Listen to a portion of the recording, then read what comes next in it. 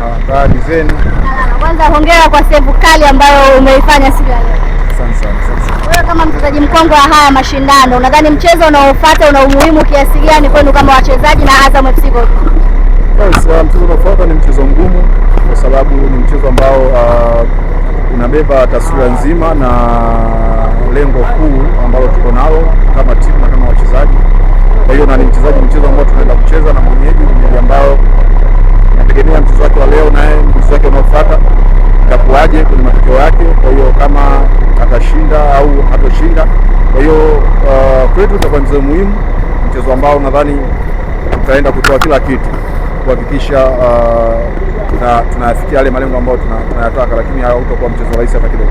Kama mchezaji mkongwe wa haya mashindano, unaibeba vipi Azam pamoja na wadogo zako ambao unakwenda kucheza nao ama wachezaji wenzio katika mashindano haya?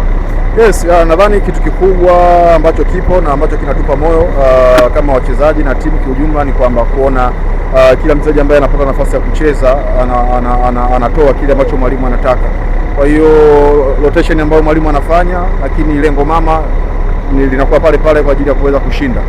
Kwa hiyo nadhani inatupa nguvu kubwa kuamini kwamba chochote kinaweza kikatokea katika uwanja wa ugenini, na nguvu ambayo wachezaji wanayo ni nguvu kubwa, na kila mtu anataka kumwonyesha mwalimu kwamba ana deserve kwa sehemu ya kwanza. Kwa hiyo nadhani inatuongezea chachu, na nadhani mafanikio au matokeo mazuri ambayo tumekuwa tukiyapata hivi karibuni, nadhani kutokana na hiyo kwamba kila mtu anataka kuonyesha kwamba ana uwezo kiasi gani kwa mwalimu.